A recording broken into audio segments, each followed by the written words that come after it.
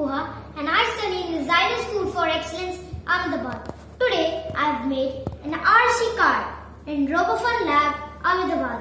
The components that I have used in this robot are one EV3 brick, two large motors, one medium motor and many other non-electrical components.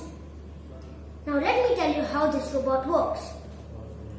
First, this is the master and this is the slave. So when I press the left key, then the robot's wheels move in the left side. And when I press the right key, then the robot's wheels moves in the right side. When I press the up key, then it moves forward, and when I press the back key, it moves backwards. And when I press the center key, it stops. So let me show you a demo.